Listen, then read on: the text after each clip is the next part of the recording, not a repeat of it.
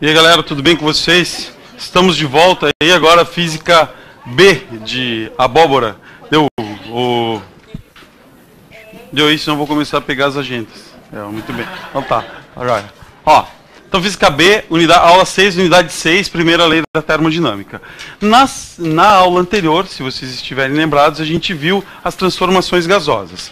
A parte de estudo dos gases, ela também é vista bastante em química, né, que é a parte físico-química. Então, eu estou considerando assim, que vocês já têm as transformações isotérmica, isobárica, isovolumétrica, que vocês conhecem a equação de Clapeyron, lá, PV igual a nRT. Então, isso já é conhecido por vocês. Estou assumindo isso. Não vai fazer falta agora para entender a primeira lei da termodinâmica. Não, assim, usar a equação, porque ela é uma parte conceitual. Então, primeira lei da termodinâmica, primeira lei da termodinâmica.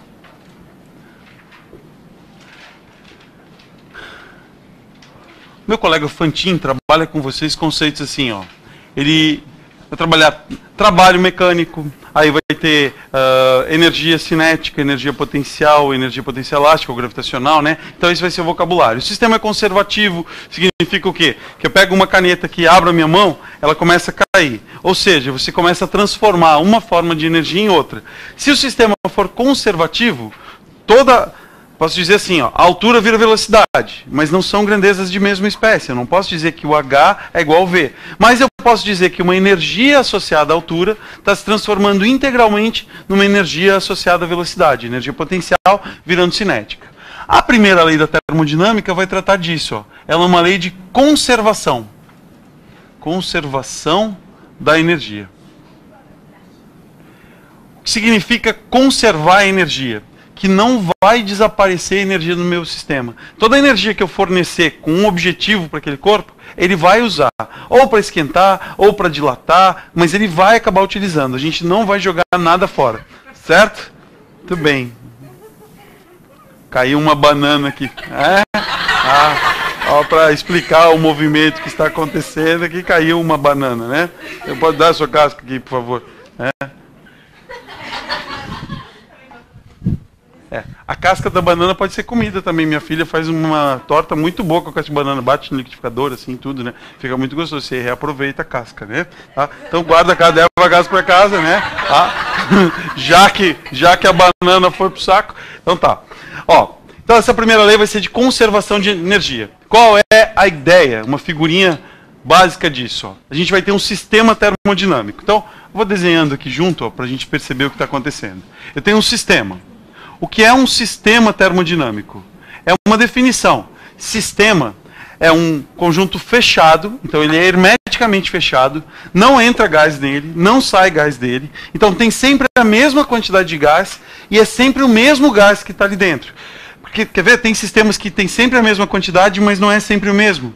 Por exemplo, ó, eu pego aqui uma piscina, um reservatório de água, o qual tem uma entrada d'água desse lado e uma saída d'água desse lado.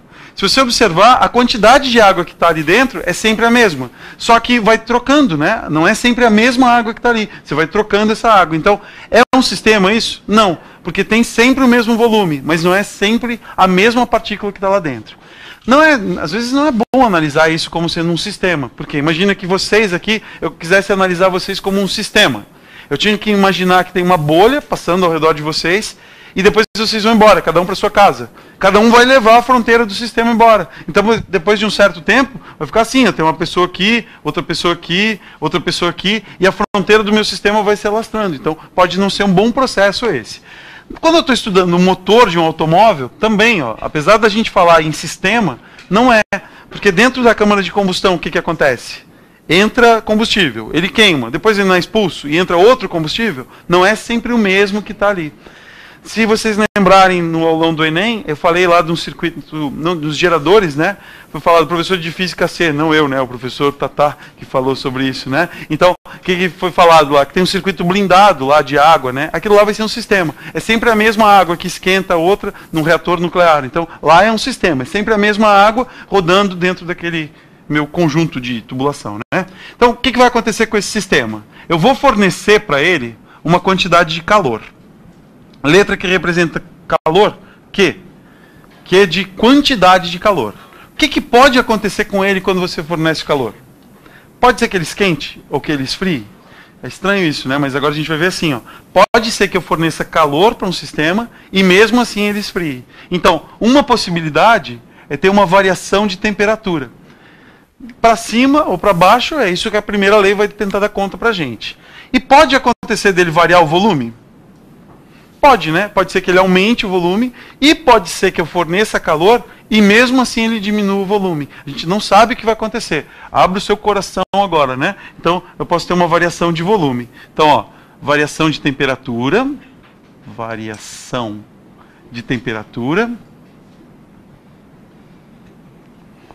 uma possibilidade, ou então uma variação de volume. Variação de volume. Associado, eu não posso de novo dizer que o calor virou temperatura. Não posso dizer que o calor virou variação de volume, porque são grandezas de espécies diferentes. Então a gente vai criar uma grandeza associada à temperatura, vai criar uma grandeza associada ao volume, e daí eu vou poder estabelecer uma relação. Porque calor não é uma energia? Energia térmica em trânsito, porque tem uma diferença de temperatura. Agora eu vou ter que associar a esse ΔT, criar uma energia associada à temperatura e criar uma energia associada ao volume, certo? Para a gente poder escrever a primeira lei. Eu fiz uma opção hoje, vou escrever aqui, para vocês construírem junto comigo, que isso é bonito assim de ver, né? E que dia, mês e ano aconteceu a primeira lei da termodinâmica? Não faz o menor sentido essa pergunta, né? Você não tem que pensar nisso. Você tem que pensar assim, que período histórico? Porque todo mundo quer... Quando foi isso? Tá, quando foi isso, então? Qual período histórico que se remete isso aqui? A Revolução Industrial. Isso aí. Então, a Revolução Industrial está acontecendo lá 1750 até hoje em dia, né? A gente tem isso. Só que o desenvolvimento mais agressivo foi lá no século XIX, assim. Então, a gente vai ter a primeira lei da termodinâmica vinculada à Revolução Industrial, certo? Nomes importantes que vão aparecer aqui, ó. Watt, nome importante. Carnot, nome importante. Joule, é um nome importante. Certo? Então, alguns nomes que aparecem ali, tem outros ainda que vão aparecer, mas no primeiro plano a gente vai ter esses. O que cada um fez? O Joule, ele foi um cara que ficou preocupado em achar relações. De que formas eu posso esquentar um corpo? Era isso. Ele pensava assim, será que se eu atritar a mão na outra, esquenta o corpo? Esquenta. Eu estou fornecendo calor para esse corpo? Não, eu estou fornecendo trabalho mecânico, né? O Carnot, ele desenvolveu um ciclo, o ciclo de Carnot que a gente tem que identificar, olhar para, o ciclo de Carnot é esse, tem essa configuração, que vai ser o melhor ciclo possível para uma máquina térmica. O Watt foi um dos que motivou a Revolução Industrial, aquele que bolou um mecanismo para uma máquina de tear. Nesse período aqui você tinha que fabricar tecido, né? Então a fabricação de tecido é que motivou a Revolução Industrial, porque você tinha lá um tear pesado, 10 pessoas movimentando aquela máquina. Ele constrói um dispositivo movido a vapor d'água, joga o vapor levanta um lado. Aí deixa ele sair, abaixa, joga o vapor de novo, ele levanta. E ele tem um movimento cíclico injetando vapor d'água. Ele substitui daí 10 pessoas por 3 pessoas. Uma que liga a caldeira, uma que faz passar o fio e outro que é o chefe, que fica planilhando para ver se está certo, está errado, né? O que aconteceu. Então, é uma motivação da Revolução Industrial, o Watt é que começa isso. Agora vamos definir cada grandeza associada a essas variações aqui. Posso apagar? Obrigado, então, vou apagar, né? Muito bem. Mas, ó, essas afirmaçõezinhas que eu coloquei no quadro, essas coisinhas que eu botei, já dá uma questão de prova. Alternativa 01, numa prova de somatório. 01. A primeira lei da termodinâmica é uma lei de conservação da energia. Verdadeiro, sim. Aí, toda vez que você fornecer calor para um corpo, sua temperatura varia? Não sei. Uma possibilidade. Ao fornecermos calor para um corpo, é possível que o seu volume varie e a sua temperatura varie também. É possível? É possível. Então, vai criando isso tudo em cima da primeira lei da termodinâmica. Grandezas importantes, então. Primeiro, calor. Vamos analisar todas elas. Ó. Calor é uma energia térmica em trânsito e quais são as possibilidades para o meu sistema? Ele pode receber calor, não pode? Mas ele pode perder calor também. Então, se o sistema, o gás, recebe calor, a gente precisa convencionar. Esse calor vai ser positivo. Então falou assim, uma determinada massa gasosa recebeu 1000 joules na forma de calor. Esse aqui vai ser positivo. O gás libera calor. Quando ele liberar calor, esse Q vai ser negativo. Então, vou fazer assim, num determinado processo termodinâmico, uma amostra gasosa liberou 100 joules de energia na forma de calor. Então, o Q vai ser negativo, certo? Outra grandeza agora vai ser chamada de energia interna. Essa energia interna vai ser representada por uma letra U. E a energia interna está associada à temperatura do sistema. Então, se eu analisar aquele meu sistema assim, ó, tem uma determinada massa gasosa lá dentro. Aqui, né? Um M. Então, tem um M, tem um determinado tipo de gás. A gente não pode achar o número de mols que estão lá dentro. Então, o que interessa para a gente, em química, vocês calculam isso, ó, um Nzinho, que é o número de mols. Mas esse N, para mim, não vai afetar, porque eu estou colocando que é um sistema, então isso ali vai ficar constante, certo? Como que a gente mede a energia desse sistema ali? Energia não está associada à quantidade de gás que tem ali dentro? Uma panela, né? Quer ver outras perguntas assim? Ó. Tem uma panela aqui que tem 200 ml de água e a água está a 100 graus Celsius. Aí tem uma outra panela aqui, ó, que tem 3 litros de água e está a 50 graus Celsius. Eu quero cozinhar um ovo. Onde o ovo vai cozinhar mais rápido? E aí? Nesse aqui... 3 litros é 3.000. Isso aqui, se eu botar na mesma unidade, ó, vai dar 3.000 ml. Assim, né? E aí? Então, na verdade, ó, se eu observar a quantidade de energia que eu tenho, aqui eu tenho mais energia acumulada do que aqui. Por quê? Porque se eu fizer essa multiplicação, ó, esse vezes esse, dá menor do que esse vezes esse. Então, a energia acumulada aqui vai ser maior. Claro, quanto tempo eu vou levar para esquentar isso aqui? Pode ser que eu leve mais tempo para chegar esse aqui a 50 do que esse aqui chegar a 100. Mas a ideia que a gente tem é assim, eu quero cozinhar um ovo. O que você faz? Você pega uma panelinha que cabe um ovo, né? Quero cozinhar 2 ovos. Aí pega uma panelinha que cabe 2 ovos. Não, você tem que pegar uma panela que caiba bastante água, porque quem cozinha o ovo não é a chama, é a água que está ali. Querem fazer massa, né? Vocês faz miojo, todo faz miojo. Então, se faz miojo, quebra um galho. Não é comida aquilo lá, é algo parecido, mas quebra um galho. Certo? Então, você pegou o miojo. Na hora que você... Todo mundo lê a receita do miojo. Aí o miojo fica pronto no tempo certo. 3 minutos. Aí o macarrão, apareceu um pacote de espaguete, assim, ó. Aí tem espaguete, fala, tempo de cozimento, 11 minutos. Nunca, mais ou menos, né? Nunca funciona isso aqui, né? Por quê? Porque não dá, o cara chutou. Mas você nunca fez a receita certa. Alguém lê a receita para fazer macarrão? Não, pega a água na panela, bota ali e vai cozinhando, e vai virando aquele grude, né? Então o que você tem que fazer? Para cada 100 gramas de massa, você precisa de 1 litro de água. Então se eu quero cozinhar esse pacotinho aqui, de 500 gramas, eu tenho que ter uma panela de 5 litros de água. Ninguém faz isso. Só que o projetista lá, não sei qual é o profissional, acho que o engenheiro técnico em alimentos, assim, o técnico em alimentos é que faz esse tipo de coisa, o engenheiro químico faz esse projeto e diz, olha, o melhor tempo para cozimento vai ser esse. Tá, mas se tiver mais água, não demora mais para ela esquentar? Mas ele já otimizou isso. Ou seja, ele já achou o melhor tempo para esquentar a água e o menor tempo ainda para cozinhar o macarrão. Somando tudo, vai dar 11 minutos. Se eu botar menos água, o que vai acontecer? Ela esquenta mais rápido, mas demora mais para cozinhar o macarrão. Se eu colocar mais água, ela cozinha mais rápido o macarrão, mas ele demora mais para esquentar. Então tem um engenheiro que faz esse cálculo, assim. O que é estudo, né? Não é, tudo é estudado, não é assim, chutou lá. Então, ninguém faz esse tipo de cálculo aqui para cozinhar macarrão, porque você acaba cozinhando e deu, né? Agora, na máquina térmica você precisa cozinhar. Cozinhar não cozinhar a máquina térmica. Não era isso que eu ia falar. Na máquina térmica você precisa calcular as coisas para saber o rendimento dela. Você cozinhar. Eu acho que estou começando a ficar com fome, né? Mas encerrando essa aula eu vou para casa, vocês não, né? Então tá. Ó, qual vai ser a energia então? Uma expressãozinha para essa energia? U vai ser dado por isso, ó. 3 meios de nRT. O que interessa para mim aqui, mostrar para vocês é isso. Ó.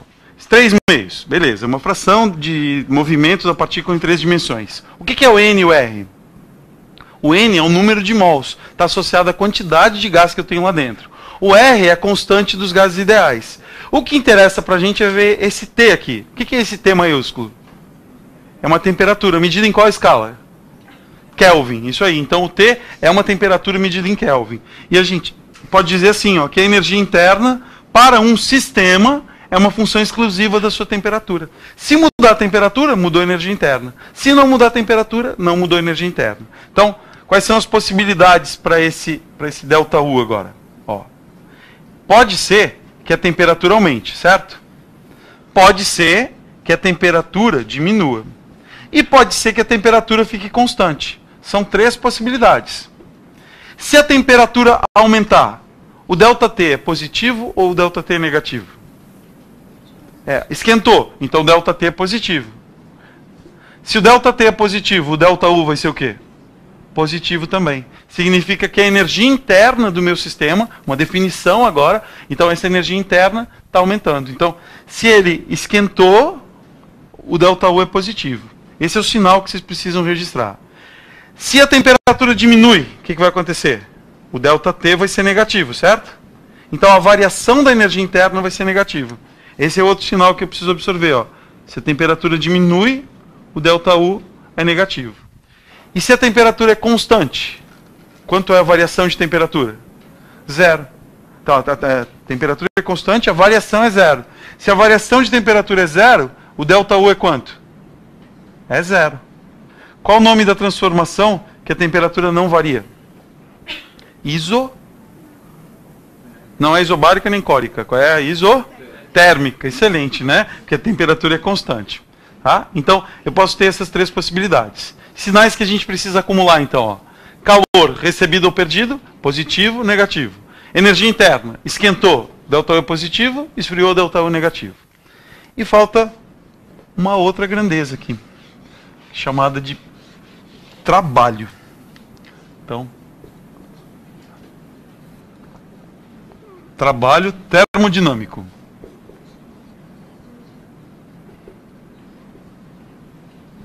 O trabalho termodinâmico, ele vai ser representado por uma letra grega. O nome dessa letra é tal. Aí você pode escrever assim, ó. O que está escrito aqui?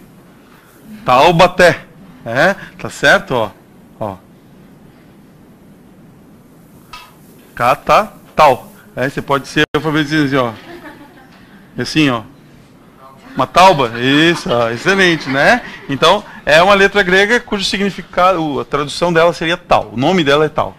Trabalho termodinâmico está associado a uma conversão de energia. Quando você fornece energia para um corpo, fornece trabalho para um corpo, você quer mudar a energia dele, acontecer alguma coisa. Então, vamos pegar assim, uma transformação do tipo isobárica. O que é uma transformação isobárica?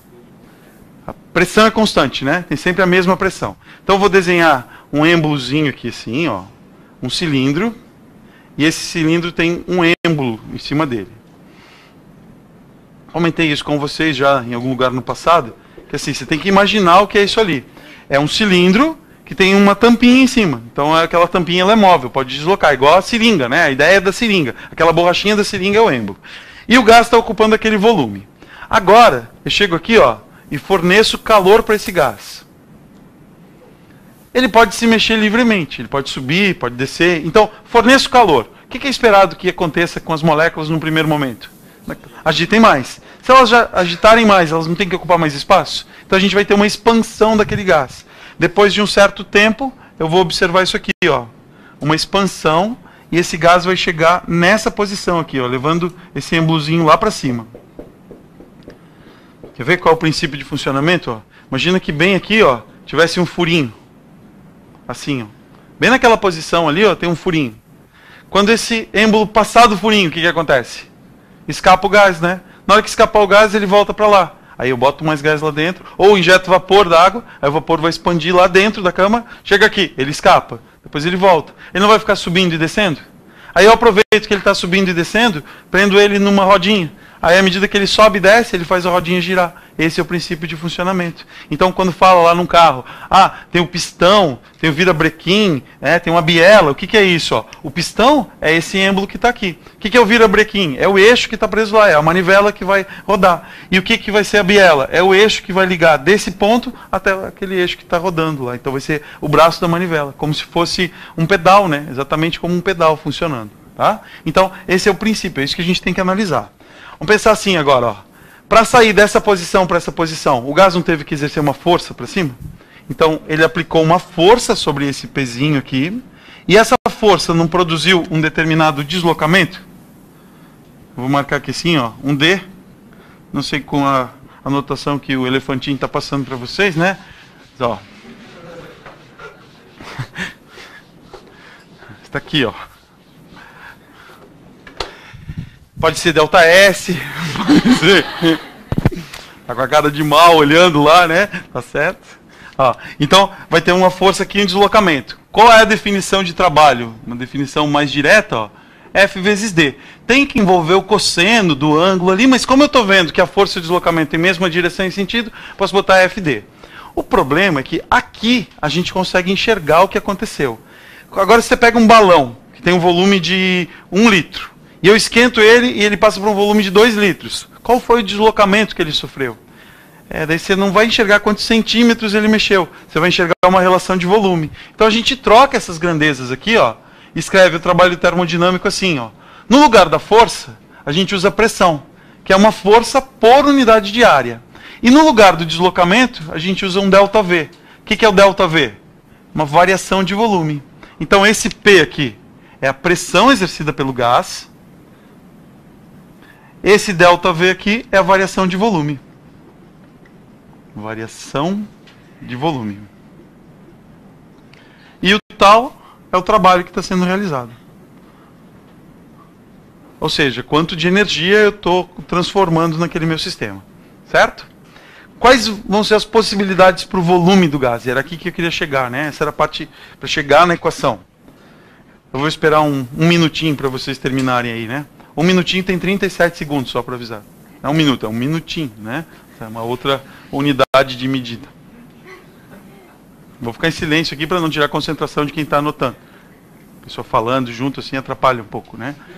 Ficar quieto, total, né? Deu. Ó. Quais serão as possibilidades para o volume? Pode ser que o volume aumente? Pode. Possibilidade, não tenho certeza. Pode ser que o volume diminua? Pode. Pode ser que o volume não varie? Pode. São possibilidades. Sabendo uma coisa ou outra que eu tenho que continuar o que eu estou fazendo aqui, ó. Se o volume aumentou, o volume aumentar não significa que a variação de volume é positiva? Variação de volume positiva vai dar um trabalho positivo ou negativo?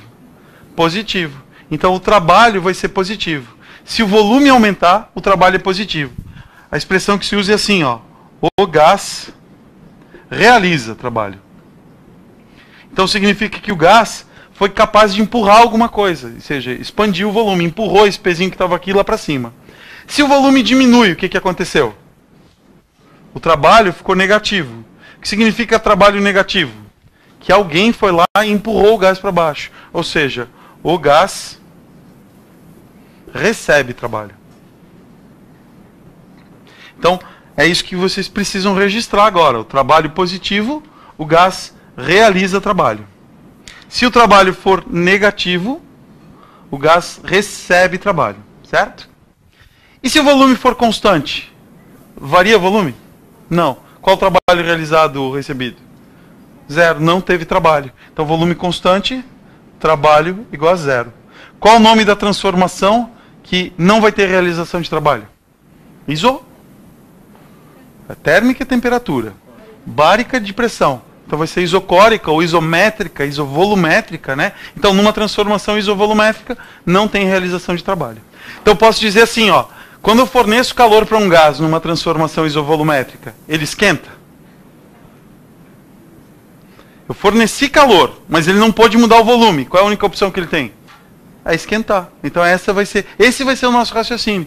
Só que aí a gente vai falar assim, vai mudar a linguagem e falar, ao fornecermos calor para um gás numa transformação isotérmica, sua energia interna aumenta. Então se melhorar o vocabulário é fazer isso. Popularmente você pode, esquentou, esfriou, mas a gente vai usar a energia interna como esse esquentar e esfriar, certo? Essa expressãozinha aqui, ó, só para vocês verem para que serve isso na sua vida, ó. Motor. Vê? Motor de um carro. Aí tem motor que é assim, ó, motor 1.0, motor 2.0, aí tem motor 4.1. Então, que unidade de medida é essa? E se perguntasse para vocês, que é esperado de potência desses carros? Qual motor deve ser mais potente? Não é só essa grandeza que está associada, a rotação do motor também está associada, né? Mas isso aqui vai ser uma das referências, né, para a potência do motor. O que significa esse 1.0? É um carro 1000, né? O motor 1000. 1000 o quê? 1000 cc. É assim que aparece, né? 1000 cilindra... Não. Esse aqui vai ser 2000 daí, ó. 2000 o quê? cc. 2000... É isso aí, ó. E esse aqui, ó. 4100. Sovaco, poderia ser, né? É, pode ser cc, né? Então, algum infeliz em algum momento, porque não tinha como ele fazer elevado ao cubo, ele botou cc, que significa centímetro cúbico. É isso. Então, o volume de combustão daquele motor vai ser de 1000 centímetros cúbicos. Quando o motor der uma volta inteira, aquele eixo der uma volta inteira, ele vai ser 1000 centímetros cúbicos. 2000, então é 2000 centímetros cúbicos. Aqui, ó, 4100 centímetros cúbicos. Qual é o tamanho de um motor de um carro, então? Ó, eu tenho 1000 centímetros cúbicos. Carro não tem 4 cilindros? Pegar assim, um carro de 4 cilindros. O carro com motor 1000 ele tem 4 cilindros. Eu vou dividir aqueles 1000 centímetros cúbicos em 4 cilindros de quanto de volume? 250. Qual o tamanho de 250 centímetros cúbicos? Um negócio desse tamanho assim, né? Assim, né? A pessoa fica pesquisando, ó. Um copo d'água é alguma coisa assim, desse tamanho, né? Então vai ser um copinho de plástico. O copinho de plástico ele tem 200, 300 ml. ml é o mesmo que centímetro cúbico. Então se eu desenhar um motorzinho de carro, ele vai fazer assim, ó. Eu vou ter 4 cilindros desse tamanho assim, mais ou menos nessa escala que eu estou desenhando aqui, ó. Então, o motor do carro é alguma coisa desse tamanho. Quando você abre ali aquela tampa do motor, na verdade você está enxergando o motor inteiro. Não, você está enxergando todos os periféricos dela, sistema de injeção, refrigeração, mas o bloco do motor, ele é um negocinho desse tamanho assim. O que mais que a gente tem aqui nesse bloco de motor? Ó, eu vou tampar ele aqui agora. Aí ele vai ter uma tampa do cabeçote, assim, ó. Pronto, não vem ao caso disso, não anotem isso agora, por favor. Não é preciso ficarem anotando, ninguém vai ter aula de mecânica, né? E aqui embaixo ele tem um eixo, que é o virabrequim, quer ver? Tem um cilindro aqui, o outro cilindro aqui e o outro cilindro está aqui. Então, isso aqui está ligado num eixo lá embaixo, esse aqui no eixo lá embaixo, esse aqui no outro eixo lá embaixo, e esse aqui assim.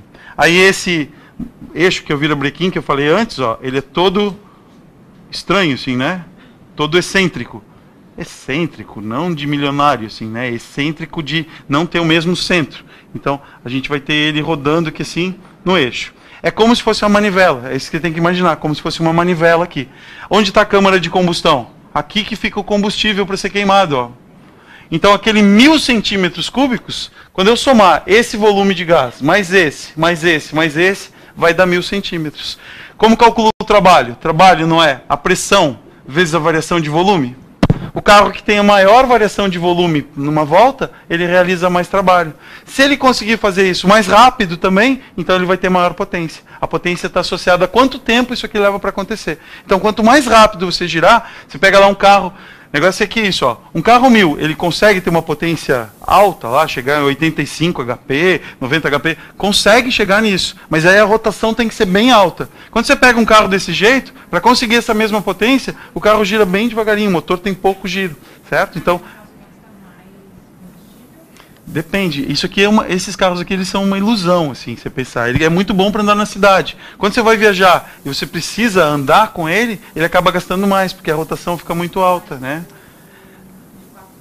Esse aqui gasta um monte. Isso independente do que você queira fazer com ele, você só ter o carro você já gastou daí, né? Tá certo? Por isso que bons motores assim para você ter, ó, os carros que são 1.6. Esse é um bom carro para você ter, porque ele vai responder bem numa estrada e ele vai responder bem na cidade, tá certo? Eu tenho táxi, tá? Eu falei para um pessoal ali, eu tenho táxi, não táxi, é um Tataxi. É? E esse Tataxi, na verdade, o motor é 1.6, é um carro 1.6 e eu não quis colocar gás nele. Por quê? Porque você aumenta o peso do carro e tem que pensar assim, ó, se o engenheiro projetou o carro para ser daquele jeito, Por que o seu Zé lá da esquina, que instala um outro negócio, ele vai funcionar melhor que o engenheiro, né? Então eu tenho esse pensamento assim. Então eu não instalei. Por quê? Porque o carro não é mais original se eu fizer isso. Tem carros, eu acho que a Fiat tem um carro que ele já vem com essa opção de gás, que você pode colocar. Aí sim, alguém planejou o carro, alguém pensou para ele funcionar daquele jeito. Então, esse é um bom carro. Mas a potência está associada a isso, né? A gente perceber assim, o que é um motor agora que tem 2.000 cc's? 2.000 centímetros cúbicos. Cada compartimento desse vai ser de meio litro, 500 ml. Aí esse carro aqui, cada um não teria que ter 1 litro e pouquinho? Então a gente não divide ele mais em 4, divide em 6. Por isso que agora um motor com maior capacidade de combustão, ele vai ter 6 cilindros. Senão vai ficar 1 cilindro. Podia fazer com 1 cilindro só. Um cilindro gigante, né? Um monte se movimentando. Você vai ter um baixo rendimento. Tá ok? Pessoas, espero que isso tenha servido também para a vida de vocês, que vocês possam ter melhorando o vocabulário, e a gente continua na próxima aula vendo isso aqui, ó. O que será que essa equação representa? Qual a importância disso para a sua vida? E o que isso tem a ver com fritar um ovo? Não percam, tá? Beleza.